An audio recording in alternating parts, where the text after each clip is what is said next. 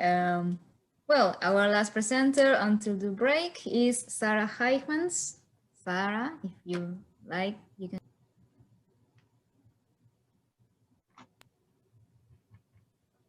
Okay, can you see my screen? Yeah, perfectly. Okay, okay, thanks. All yours. Thank you. Yeah, and so thank you all for being here, and thank you to the organizers as well. So I'm going to talk to you today about the discovery of aluminium, and the way I sort of ended up researching this paper was starting out with a really simple question, or seemingly simple at least, which is, I was just looking to see who discovered aluminium, in trying to kind of make this kind of list of who discovered which element. And then I realized pretty quickly that in the literature, there's actually a lot of contradictory information. And depending on how you see discovery of an element, it can really shift. So traditionally, as you can see here on the left, in this dedication of the book on aluminium, Friedrich Roeder is seen as the discoverer of this metal. But during the 20th century, this view kind of shifted, and Ørsted came to be seen as the person who actually truly discovered it. But there are also people who include Sainte-Claire de Ville's work of the 19th century in the discovery process of aluminium, and I even found one person who traces it back all the way to 1754. So what this means is that the discovery date for aluminium can shift for about 100 years, depending on how you view what the discovery of an element actually consists of. And to further complicate this, when I started looking for when aluminium started appearing in classifications and lists of elements, I found that the first classification I could find where aluminium appears dates from 1811. So this is not really near to any date that is usually given for the discovery of aluminium. And the reason that aluminium was included in lists of elements at this time was because it followed the works of Humphrey Davy, his decomposition of the earth in the early 19th century. So Humphrey Davy's works are often mentioned, but they're many times referred to as failed or unsuccessful attempts. Sometimes they're described as having proven the existence of the metal, but the problem is that this is often distinguished from the discovery of aluminium. So Helge Graaf, for example, sums up that aluminium was known to exist, and Davy had even coined a name for it, but it had not yet been discovered, which is, of course, a little bit contradictory. So this is what sort of pushed me to look further into how all of this contradictory information came to be in the literature, and by retracing the discovery process and then the way this discovery story was told, it actually makes sense looking at the history. So the case of aluminium isn't actually extraordinarily complicated in itself. The problem, I would say, lies more with the notion of scientific discovery, which I guess was maybe also kind of naive on my part to start out with this simple question, which wasn't that simple. Because discoveries aren't, they're much more complex than this clearly identifiable movement, which has with a clearly identifiable discoverer. So there are two reasons why they are complex. On the one hand, they're usually temporally spread out, so they're made up of multiple events. So as Koen, for example, said, they involve recognizing both that something is and what it is. So for an element, that would be well, the existence of a substance, and then recognizing that it is elementary, or yeah, kind of these different events that make up a discovery, which means that any attempt to date it back to a simple moment is necessarily arbitrary in some sense. And then secondly, there are also social events. They're labels that are attributed by the scientific community. So that means that each discovery takes place in a specific social and historical context, and it is further complicated by questions of priority and prestige, and a lot of the criteria of discovery that are that are historically adopted really depend on this historical context in each case. So that means that in general, it's sort of impossible to determine who objectively deserves credit for a discovery. And this is, of course, something that a lot of people have already argued. And so I'm not really claiming to make an original argument with this statement, but I do think that the case of aluminium is kind of a good illustration of this complexity of scientific discovery. And I'm gonna take a look at these two ways in which it was complex. So first, how the isolation of aluminium as a metal came about, and then how this story was sort of told and retold over time.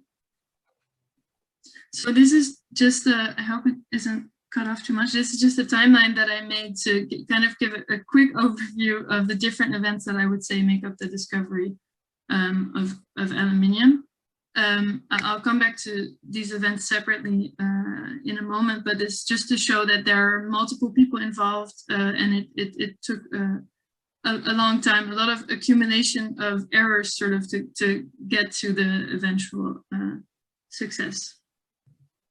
So aluminium oxide has been known since the 18th century, and kind of almost from its identification, it was thought that it might contain some sort of metal, that a metal might be able to be produced from it. Lavoisier, for example, thought that it might be metallic oxide, and this kind of hypothesis kind of became the consensus after the works of Davy that I mentioned earlier. So it became really accepted as kind of sort of a fact.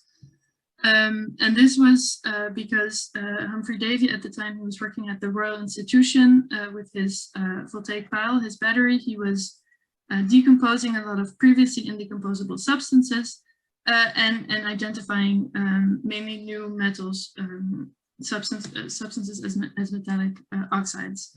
So in the case of alumina, he was able to produce very small metallic particles, a thin metallic film, and also a metallic mass which looked to be an alloy. And so it might seem that he was able to prove that he decomposed alumina in that way, but the quantity of metal produced in each case was so small that he wasn't really able to isolate it further, to analyze it further, and to show that he had actually identified, isolated the metallic component of alumina. So he was unable to prove it and that distinguished his case from other discoveries that he made, like that of magnesium and calcium, where he was able to isolate more significant quantities. So that meant that he was unable to show that this metallic mass and these metallic particles weren't just, for example, mixtures of potassium and alumina, which may seem metallic, but were actually more complicated. He just wasn't able to study them further because of the small quantities. Yet, even though he considered these attempts unsuccessful himself, he did conclude that it was extremely likely that there was a metallic component in alumina that he called aluminium. And this was likely both from the facts detailed, so which I discussed in the previous slide, and also from chemical analogy, because alumina was so similar to other substances that had been shown to be metallic oxides, that had been shown to be decomposed and composed of oxygen and a metal, that it was extremely likely that alumina had reacted actually in the same way. And this sort of provided him with additional evidence, and this also convinced most of his colleagues at the time. So here's a quote from Thénard, for example, who in his textbook classified aluminium as one of 6 metals that have not yet been obtained but are admitted as metals by analogy. So this was really seen as sufficient to accept the existence, at least, of aluminium. But then the decomposition of alumina still remained really difficult and still remained a problem that multiple people were working on. So for example, Berzelius, who you see here on this image, He had been working already on the question from the beginning of the 19th century, and he continued to study the decomposition of the earth. He was able to isolate silicon and zirconium, but he was unable to produce aluminium. But that means that he did actually try, but he was unable to. And he communicated with Davy on the question. He communicated with Wöhler, who was working in his lab as his student at the time.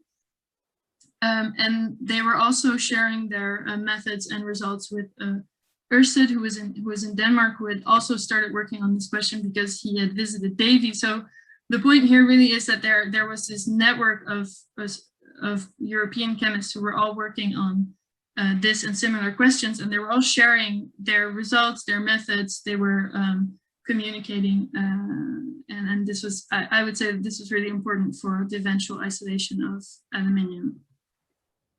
So in 1825, Ørsted was able to present a lump of aluminium to the Danish Academy, but he didn't have time to really develop this research any further. So he encouraged Wöhler to do so when he came to Copenhagen to visit him. And Wöhler actually did, and he slightly changed the method that was used by Ørsted, and he was also able to produce first powdered aluminium and then small globules that could be hammered together into a thin sheet in 1845. But it wasn't really until 1854 when aluminium became this really sort of important object of economic interest and therefore prestige as well.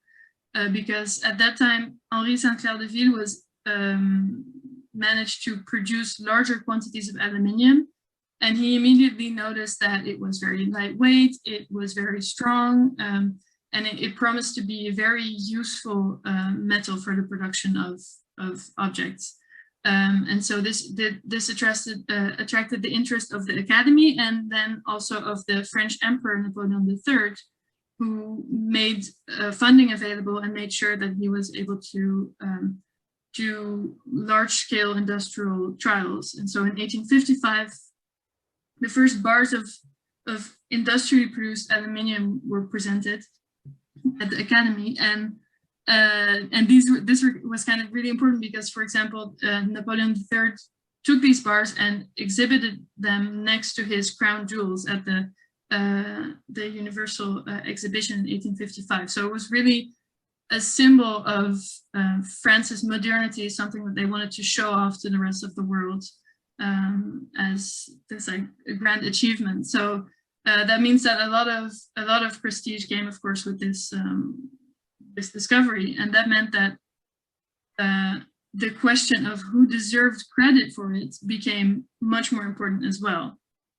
So whereas Wöhler had previously cited all his predecessors and hadn't really made any claims of having made like a big discovery, Saint-Clair de Ville was actually the one to say that it was only thanks to Wöhler's work that aluminium was known. So he didn't cite any of the other predecessors. He said it's only thanks to Wöhler, and he's the discoverer of aluminium. And it's, of course, we can't really know what his intentions were. Maybe he was just being very humble. But what we do know is that it worked out very well for him. So he became friends with Wöhler. He became his collaborator. They traveled, visited to see each other. De Ville also became a member of the Göttingen Academy of Sciences. So basically, this was kind of a very important moment in his career, and it definitely worked out well for him that he chose to align himself with Wöhler, who was already a well-known chemist, rather than oppose him in a priority dispute. And this was also different from the way that De Ville interacted with other people who may have some claim in the discovery of aluminium. So he had a priority dispute with Robert Bunsen that was never really resolved on who was the first to produce aluminium via electrolysis. He also refused to share a medal with one of his collaborators, and his main sort of most notable dispute was with two of his students, Charles and Alexandre Tissier, who he said had diminished and disfigured his work. And this also motivated him to publish different letters in scientific journals and to even publish a monograph in order to re-establish his image as which he thought had been disfigured as the father of aluminium. And yeah, so there's really this kind of contrast between the way he almost excessively complimented Wöhler and said that it was such an honor to be walking in the footsteps of this person, and the way he interacted with other people. And it seems that de Ville kind of wanted to promote this narrative in which he and Wöhler were the two fathers of aluminium, which worked out. They both received a lot of praise. For example, they shared the Légion d'honneur, a medal that was given by the emperor in 1855. And you can also see from the production of a lot of aluminium objects that commemorate them, that they were actually celebrated as well by the people who were working in the aluminium industry. So these are just some examples. This is a bust of Saint-Clair-de-Ville and a medal depicting Wöhler. And these kind of objects continue to be produced and exhibited into the beginning of the 19th century. So this I would say is an illustration of how, in Simon Schaffer's words, retrospection aids the production and reproduction of consensus, authority, and conviction inside scientific communities. These two fathers of aluminium, this continued to be the dominant story until the 1920s, when historians actually got involved and started to rewrite the story of aluminium. So Danish chemists in the 1920s reconstructed Ørsted's experiments. They were probably motivated by national pride, and they showed that it was possible to produce pure aluminium using his methods. So in reaction to this, a lot of historians said that it was necessary, for example, for the world to atone for injustice and to reestablish Ørsted's priority, which had been ignored previously. So this is why in the 20th century, there's kind of a shift with Ørsted being identified as the true discoverer of aluminium. So at the time, historians really saw themselves as the right people to adjudicate in priority disputes. And this is why they thought it was important to sort of establish who was the correct discoverer. But this also meant that a lot of the 20th century historical accounts of aluminium focus on this question of who was successful in isolating it, in valuations of Ørsted and Wöhler's work, which means that once again, the earlier contributions were kind of ignored in historical accounts. So that's how all of this information eventually came to be, and which in the end kind of answers the first question that I asked myself. So just to conclude, pure aluminium was the result of a development that was geographically and temporally spread out, with each new contribution building on previous works. And secondly, the attribution of credit for this prestigious achievement has caused the discovery narrative to be constructed and reconstructed over time. Thank you.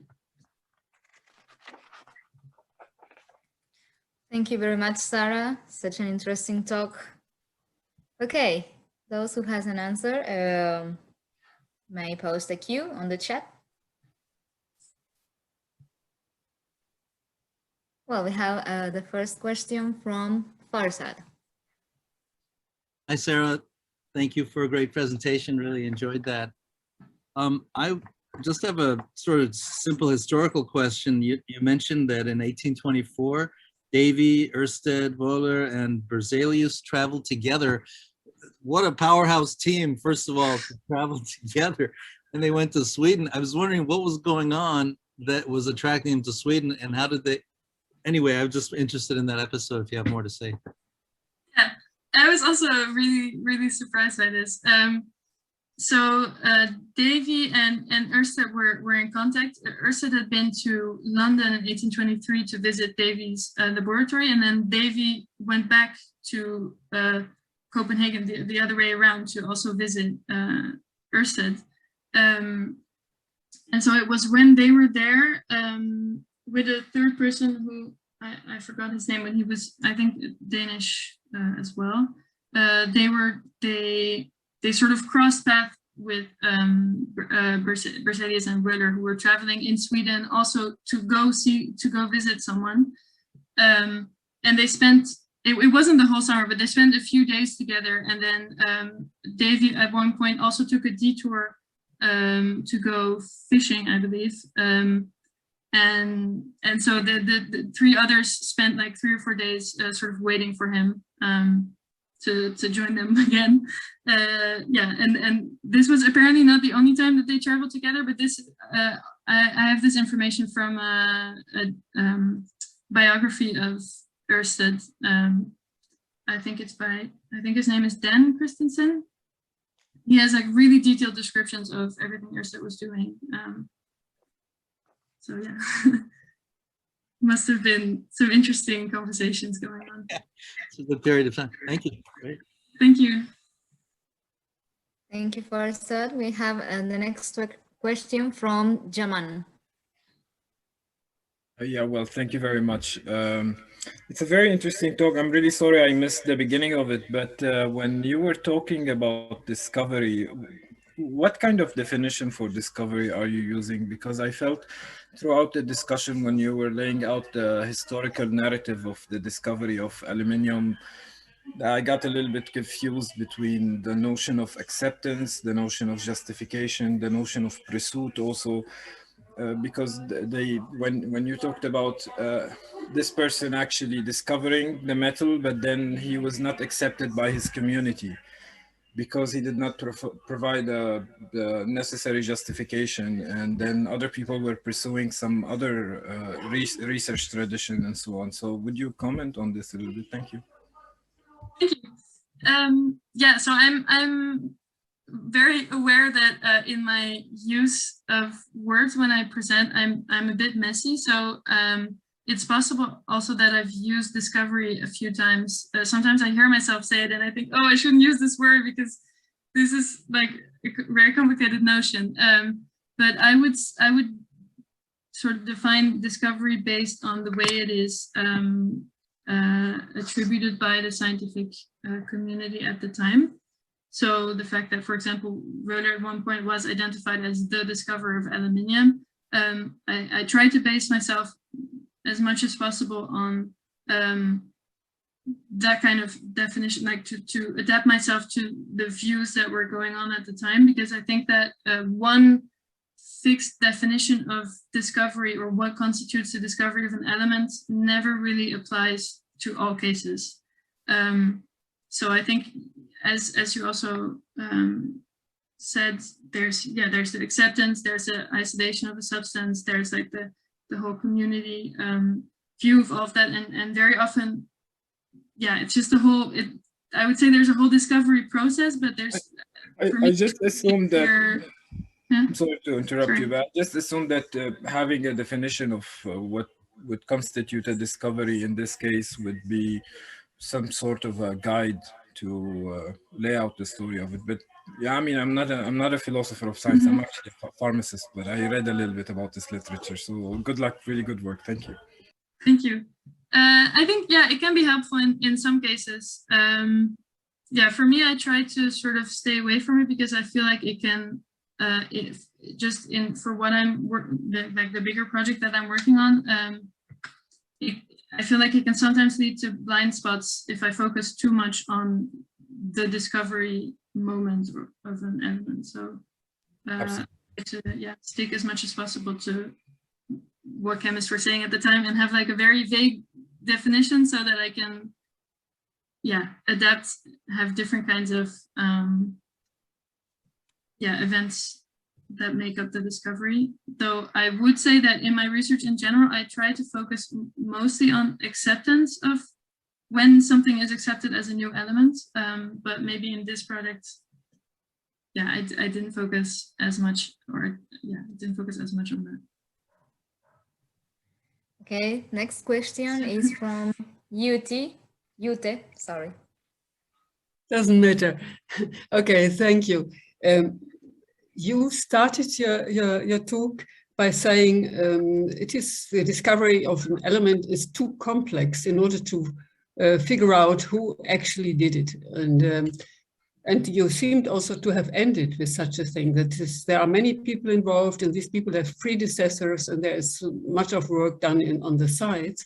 Do you really follow Kuhn by saying the discovery process is necessarily so complex as it is, so that it is not possible to figure out 2 or 3, or I don't know, people who made a clear step ahead of others to show that aluminium exists as an element? Thank you. I think I would say that it's possible to identify multiple people who have definitely made significant steps forward in this kind of general discovery process. And in that, I would probably say that I follow Kuhn. Do you have a, like, it's, yeah, is this like based on a specific counterexample? It's possible that I don't know all of Kuhn's works, of course. So, well, I would have a lot of counterexamples, but not with elements. I haven't studied the discovery of elements. Yeah. Thank you. Okay, so we have one last question. Thank you, sorry to interrupt. From Eric Seri. Thank you very much, Sarah, for the very stimulating and interesting talk. You mentioned that this is just part of a wider project. Can you just briefly tell us about what the wider project is that you're engaged in? Yes. So this specific presentation that I gave today is sort of a side step from that. So this paper is for a volume that Brigitte van Tichelen and Annette Niknes are editing on the nature of discovery.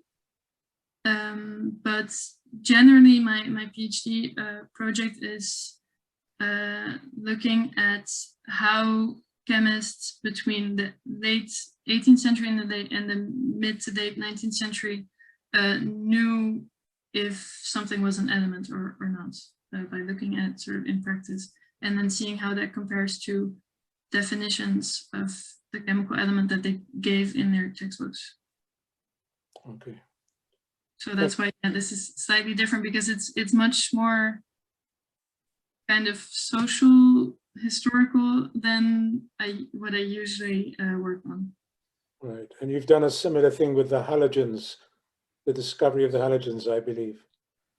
Yes, yeah. So I have a number of case studies where I try to find out how chemists determined whether something or not was an element. So that's also why, for example, I cited this moment that aluminium appears on classifications and lists of elements, because I generally tend to look for those moments and to see what their arguments are.